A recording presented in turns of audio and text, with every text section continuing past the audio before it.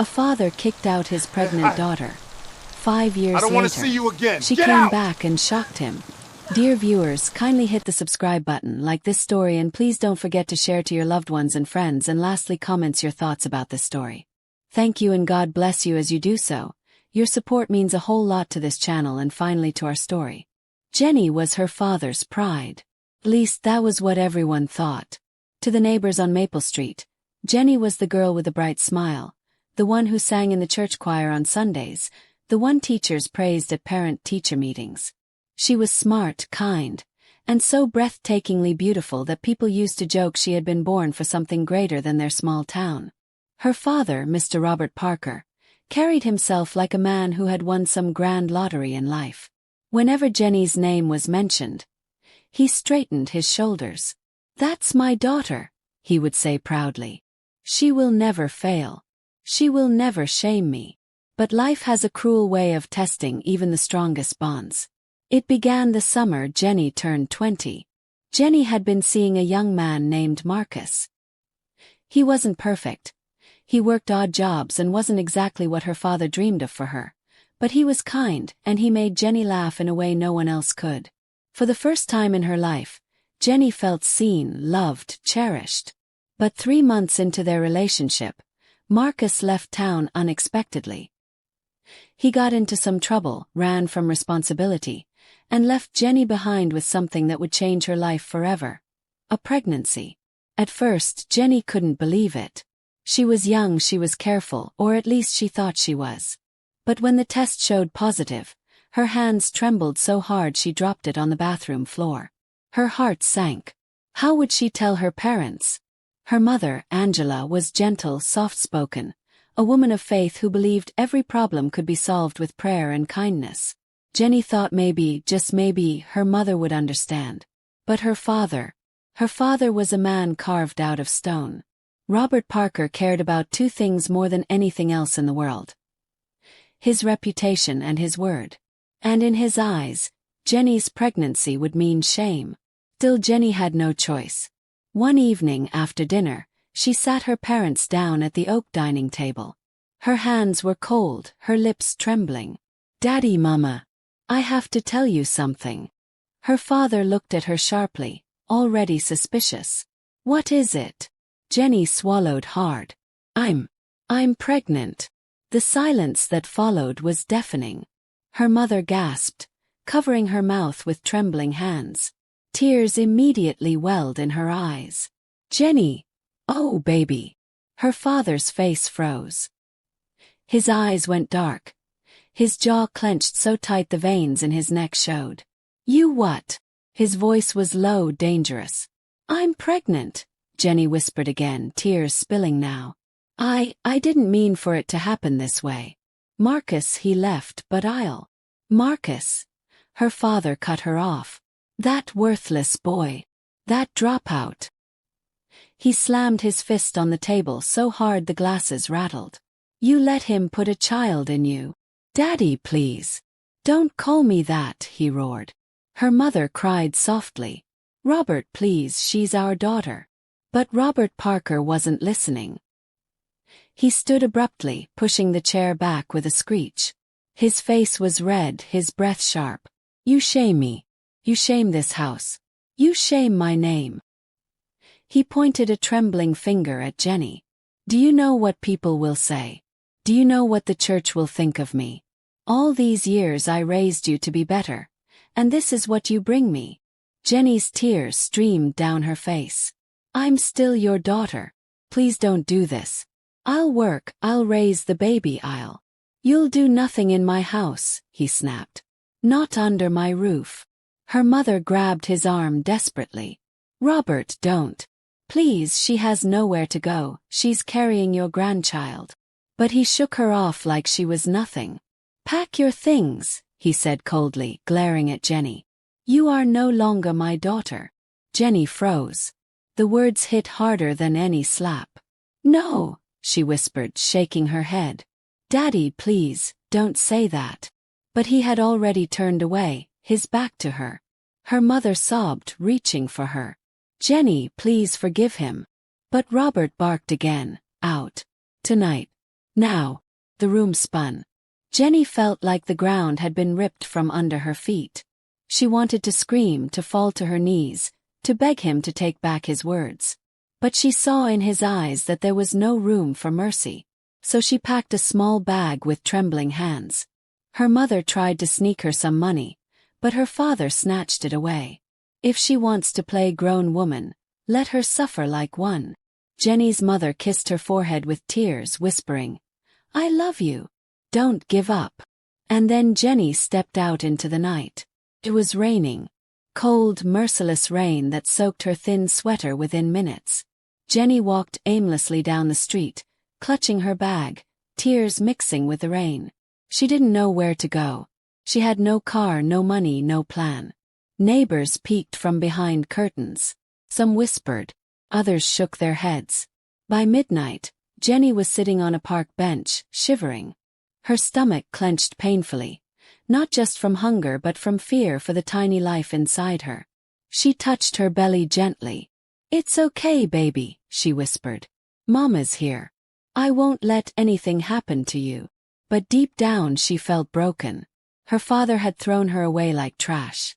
That night, Jenny cried until her throat ached and her eyes swelled shut. She cried for the family she lost, for the dreams that had shattered, for the uncertain road ahead. And as she finally drifted into restless sleep, she made a silent vow. One day she would rise again. One day, her father would regret the night he turned his back on her. One day she would return, not broken but stronger than ever. The night Jenny was cast out of her home, she thought things couldn't get worse. But life was only beginning to show her how merciless it could be. With nowhere to go, she wandered the streets until dawn. By morning, her body ached from the cold and her eyes were swollen from crying. She tried knocking on the doors of people she knew, but neighbors avoided her like she carried a curse. Some closed their doors. Others pretended not to be home. "Poor girl," one woman whispered from behind her curtain. "Her daddy threw her out. She brought shame to the family." Jenny heard it all. Each word stung like fire. By the third day, hunger clawed at her stomach. She found herself sitting outside a diner, watching people eat through the glass. She had no money, no job, no plan. That was when a woman named Clara, a waitress at the diner, noticed her. Clara was a black woman in her late 30s, heavy-set, with a kind smile and a weary look in her eyes. She had once been through her own share of struggles and recognized the hollow look in Jenny's face. "Hey, sweetheart," Clara said, stepping outside with a paper bag. "You look hungry." Jenny hesitated but finally nodded. "Here." Clara handed her a sandwich and a bottle of water. "Eat." Jenny whispered, "Thank you," tears threatening to fall again. Clara studied her. "What's your story?" And slowly, painfully, Jenny told her. Clara sighed. "Men can be cruel. Even fathers. Don't you worry though. God's got you.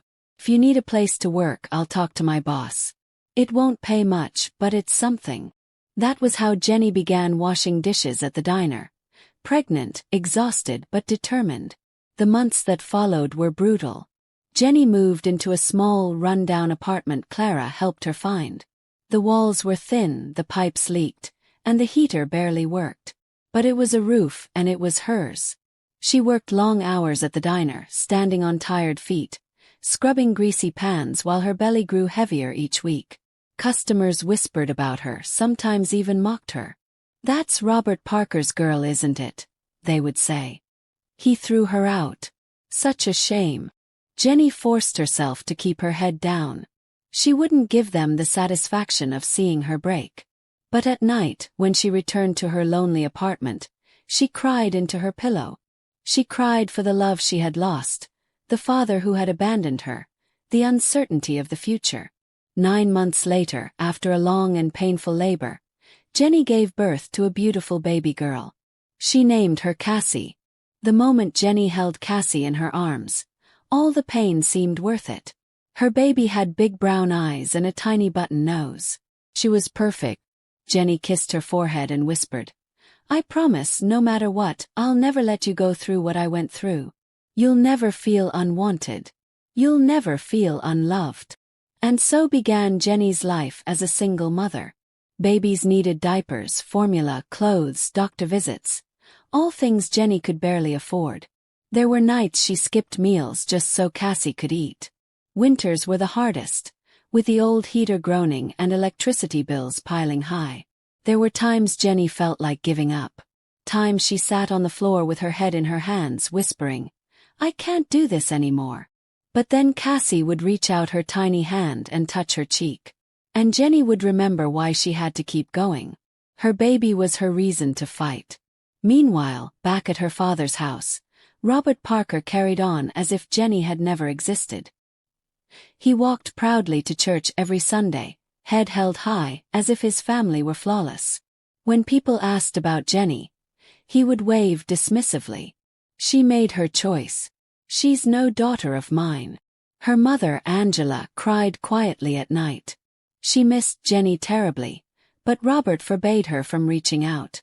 "If you contact her," he warned, "don't bother coming back here either." So Angela remained silent, her heart torn in two. Years passed. Cassie grew into a bright, lively little girl. Despite the struggles, Jenny poured all her love into her daughter. She read to her every night, taught her to pray, encouraged her to dream. Jenny also worked harder than ever. She picked up extra shifts at the diner, took on babysitting jobs, even cleaned houses on weekends. Slowly, she saved a little money. Not much, but enough to keep them afloat. Clara became like family to Jenny and Cassie. She babysat when Jenny worked, helped with groceries when times were tight, and always reminded Jenny, "One day your hard work will pay off. Don't give up, baby girl." Jenny clung to those words like a lifeline. But the shadows never fully lifted. There were nights Cassie cried because she saw other kids with fathers and wondered why hers wasn't around. Jenny tried to explain gently, but inside it broke her. There were days Jenny would see her father driving through town, his fancy car gleaming, his head held high, and he never even glanced her way. Each time, Jenny's resolve hardened. One day, she thought, one day I'll show him. By the time Cassie turned 5, Jenny had transformed her life piece by piece. She managed to get a small promotion at the diner, no longer just a dishwasher but a waitress. The tips helped. She also enrolled in evening classes, studying business management. It wasn't easy. Juggling work, motherhood, and studies nearly broke her, but she pushed forward. She wanted to build a future, not just for herself but for Cassie.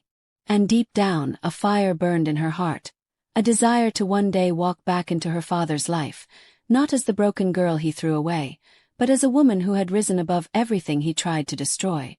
Jenny's life had been a blur of long nights, endless tears, and an exhausting fight to simply survive.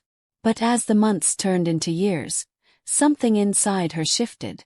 She realized she couldn't stay trapped in despair forever. She had a daughter depending on her, Cassie, and no matter how cruel the world had been to her, Jenny was determined to give her little girl a life filled with opportunities and dignity. The turning point didn't arrive with a miracle. It came quietly, through small victories, the kind that most people would overlook. For Jenny, each one was monumental. At first, she took on extra shifts at the diner. Clara, the kind waitress who had once handed her a sandwich when she was starving, had now become like family. Clara watched Cassie whenever Jenny's shifts ran late, and sometimes when Jenny looked too tired to stand, Clara would press a few extra dollars into her hand and say, "You'll pay me back when you're a big shot, sweetheart." It was during one of those late-night shifts, after wiping down greasy tables and refilling coffee mugs for truck drivers, that Jenny began thinking about her future. She realized she couldn't wash dishes and serve coffee forever. She needed an education. She needed skills. The next morning, despite barely sleeping, she stopped by the community college to ask about night classes. The campus felt intimidating. Young students with backpacks rushed past her, laughing and chatting, while she walked in with wrinkled jeans and a second-hand sweater. But she reminded herself why she was there. She was doing this for Cassie. The admissions counselor, a kind woman named Mrs. Ray, listened to Jenny's story and suggested a few certificate programs. Jenny couldn't commit to a 4-year degree right away, but she could take evening classes in business administration. Jenny signed up that very day. Life became a grueling cycle of work, study, and motherhood. Jenny would work mornings and afternoons at the diner, pick up Cassie from school, help her with homework, tuck her into bed, and then stay up until 2 or 3 a.m. studying by the dim light of a desk lamp. There were moments when she wanted to quit, when exhaustion made her body ache, when the bills piled higher than her paycheck, when Cassie asked, "Mommy, why can't you just stay home with me?" But then she'd remember the nights they had slept in that cold apartment with nothing to eat but crackers, and she would push through. She told Cassie, "I'm doing this so one day you won't have to struggle the way I did. I'm doing this so you can have choices." Cassie, wise beyond her years, would nod solemnly and hug her mother tight. Not everyone looked down on Jenny. At the diner, regular customers began to notice her determination. Some encouraged her, leaving larger tips or asking how school was going. Clara often cheered her on, telling everyone, "This girl's gonna make it big one day, you watch." One customer in particular stood out. Mr. Harris, a retired businessman, often came in for coffee and pie. He admired Jenny's work ethic and struck up conversations about her classes. When Jenny shyly admitted she wanted to start her own business someday, he offered to lend her books from his collection and even spent time explaining financial basics. Jenny soaked it all in like a sponge. By the time Cassie turned 5, Jenny had completed her certificate in business administration. It wasn't easy. There had been tears, breakdowns, and moments of self-doubt, but she had done it. She stood proudly at the small graduation ceremony, wearing a borrowed gown, holding Cassie's hand. Her daughter beamed up at her, clapping louder than anyone else. Clara sat in the back row, cheering and wiping tears from her eyes. Jenny's father wasn't there. Neither was her mother. They still hadn't reached out. But as Jenny looked around at the people who had supported her, she realized something powerful. Family wasn't always blood. Sometimes family was made of those who stood beside you when you were at your lowest. That realization strengthened her resolve even more. Armed with her new skills, Jenny started applying for better jobs. At first, the rejection letters came flooding in. No one wanted to take a chance on a single mother with little experience. But Jenny refused to give up. Eventually, she landed a position as an assistant at a small real estate office. It wasn't glamorous, but it was a step up from the diner. She threw herself into learning everything she could: contracts, customer service, property management. She stayed late to file documents, volunteered to take on extra tasks, and asked endless questions. Within a year, she had earned the trust of her boss, who gave her more responsibilities. Jenny began to see possibilities she had never imagined before. Her dream of starting her own business no longer felt like a fantasy. It felt like a goal she could actually reach. Through it all, Cassie remained Jenny's anchor. Every time Jenny felt tired or overwhelmed, she would look at her daughter and remember why she was fighting so hard. Cassie would often sit beside her mother while she studied, drawing pictures of houses and families. One night, she held up a picture of a big house with a garden and said, "This is the house we'll live in one day, Mommy. I'll have a swing, and you'll have a big kitchen." Jenny hugged her tightly, tears in her eyes. That simple drawing became her motivation on the hardest days. By the end of this chapter in her life, Jenny was no longer the scared, broken girl who had been thrown out by her father. She was stronger, wiser, and more determined than ever. She had faced the storms, and though she was still climbing uphill, she had proven to herself that she was capable of more than she ever imagined. And deep inside, a part of her knew the day would come when her family, especially her father, would see just how far she had come. But when that day arrived, Jenny wouldn't be the one begging for forgiveness. They would. 5 years had passed since the night Jenny was cast out of her father's house. 5 years of silence, 5 years of survival, 5 years of transformation. The girl who had once been dismissed as a disappointment was gone. In her place stood a woman, confident, determined, and successful. Jenny had worked her way up from the diner to the real estate office, and then, step by step, she built something of her own. Using her savings, and with some mentorship from Mr. Harris, She opened her own small real estate business. At first, it was just a cramped office in a low-rent building with second-hand furniture. But Jenny poured her heart and soul into it. She treated every client with care and respect. She worked long hours, knocking on doors, learning the ropes, and slowly building her reputation. And within a few years, her little company began to thrive. By the time Cassie turned 6, Jenny was managing several rental properties. By the time Cassie turned 7, she had expanded her business to include house flipping. And by the time her daughter was 8, Jenny had saved enough to buy them a beautiful home. Nothing extravagant, but cozy and safe, with a swing in the yard exactly like the one Cassie had once drawn in her picture. The neighbors admired her. Colleagues respected her. Clients trusted her. Jenny had become the very thing her father once said she could never be: independent, successful, and strong. But deep down, she knew there was one chapter of her life still unfinished: her family. One crisp autumn afternoon, Jenny was showing a property to a client when she noticed a familiar figure across the street. She froze. It was her father. He looked older than she remembered. His once proud posture had slumped. His hair, now streaked with gray, was unkempt. And his eyes, which had once been full of authority, seemed tired and lost. Jenny's heart pounded. Memories of the night he threw her out came flooding back. The anger in his voice, the shame in her mother's eyes, the tears she cried on the cold street. But as she watched him, she realized something. He wasn't the same man anymore. Time had humbled him. He didn't notice her at first.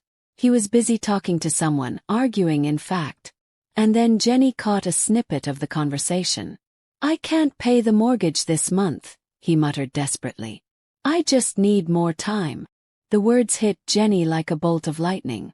Her father was struggling. The man who had once judged her for being weak was now at the mercy of circumstances. Jenny didn't approach him that day. She wasn't ready. Instead, she went home and thought long and hard about what she wanted to do. Part of her wanted to ignore him, to let him suffer the way he had made her suffer.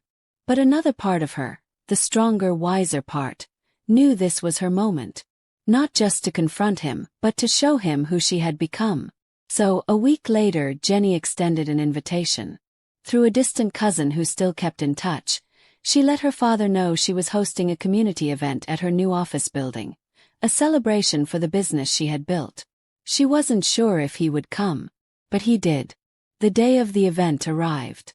The office was decorated with balloons and banners. Clients, colleagues, and neighbors filled the space, congratulating Jenny on her success. Cassie, now a poised young girl of 10, greeted guests with a smile, proud to stand beside her mother. And then, through the crowd, Jenny saw him. Her father. He stood at the doorway, awkward and unsure, dressed in a worn-out suit that had clearly seen better days. His eyes scanned the room, and when they landed on Jenny, they widened in shock. She wasn't the broken girl he had cast aside. She was radiant, confident, commanding respect. People surrounded her, eager to speak with her, to shake her hand. For a long moment he just stared. Then slowly he stepped inside. Jenny excused herself from her guests and approached him. The room seemed to fade into silence around them. "Dad," she said softly, her voice steady. He opened his mouth, but no words came out. Finally, after a long pause, he managed, "Jenny, is this really yours?" Jenny nodded. "Yes, every bit of it."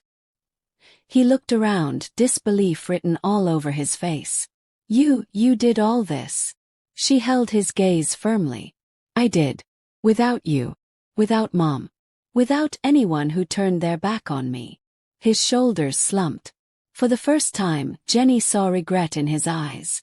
Real regret. "I was wrong," he whispered. "So wrong. I thought I was protecting our family's honor. I thought you'd never survive on your own." Jenny's jaw tightened. "But I did. And not only did I survive, I thrived. You cast me out when I needed you most, but that didn't break me. It made me stronger." Her father's face crumpled. "Jenny, I've lost so much. The house.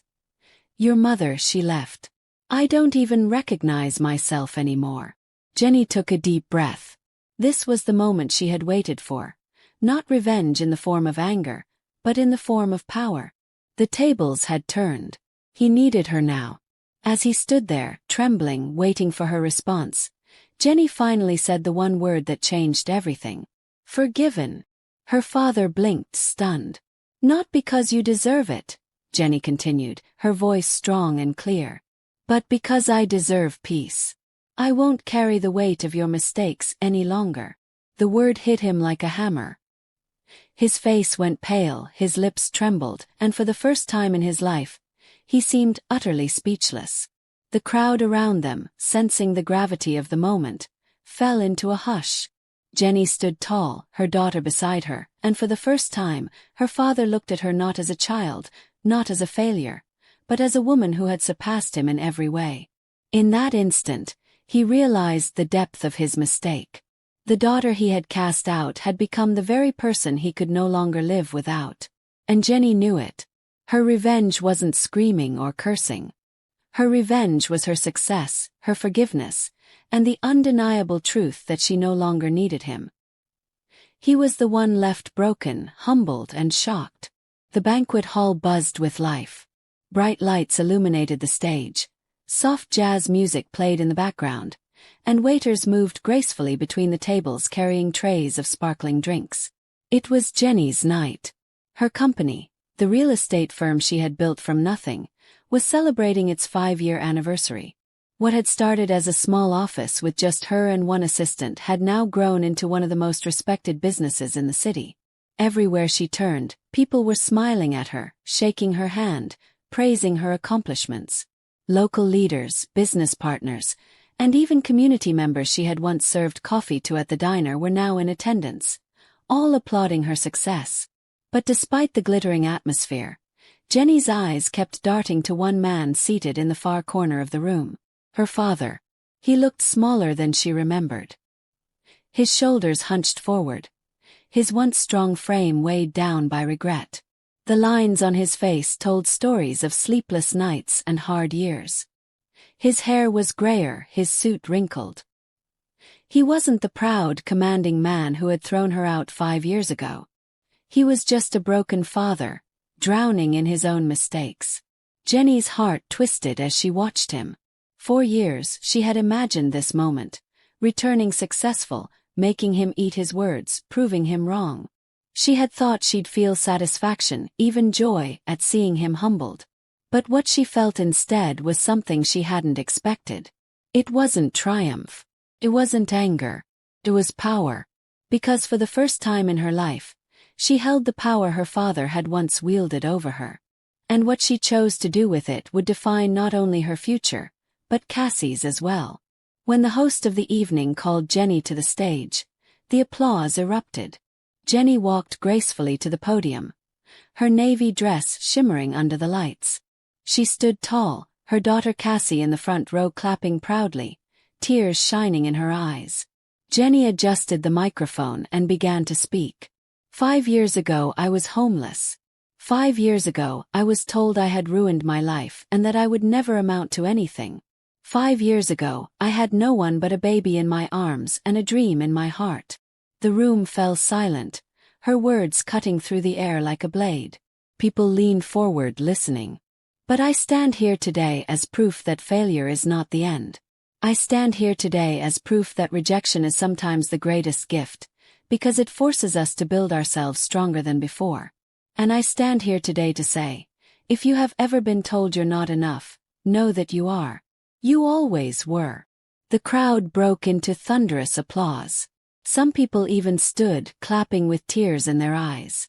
Jenny smiled graciously, but her gaze slid once more to the corner where her father sat, his hands trembling as he clutched the edge of the table. After the ceremony, Jenny found herself surrounded by well-wishers. Business leaders wanted to partner with her. Young women asked to take pictures, and even reporters lined up to interview her. But through it all, she saw her father slowly approaching. He stopped a few feet away, hesitant, his lips trembling as though he didn't know where to begin. Jenny excused herself from the crowd and faced him directly. For a long moment neither spoke. Finally her father whispered, "Jenny, I don't even know where to begin. I was wrong. I was so wrong. I should never have cast you out.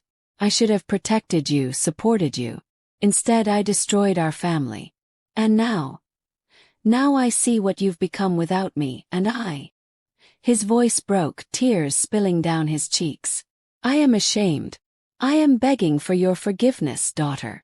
Jenny stared at him, her heart pounding. Every wound from the past rose up inside her. The night he slammed the door in her face, the years of silence, the pain of raising a child alone without a father's love. She could lash out. She could humiliate him the way he had humiliated her. She could make him crawl, make him beg harder. But instead, Jenny drew in a deep breath and said softly, "You were right about one thing, Daddy. Getting cast out did ruin me. But it also rebuilt me. It made me into the woman you see today. And for that I don't hate you. I pity you." Her father's eyes widened, his lips trembling as though he wanted to say something more. But Jenny wasn't finished. "You don't get to take credit for the woman I became. You don't get to walk back into my life and pretend the past never happened. You lost the right to call me your daughter when you turned me away. But for Cassie's sake, for the sake of peace, I forgive you.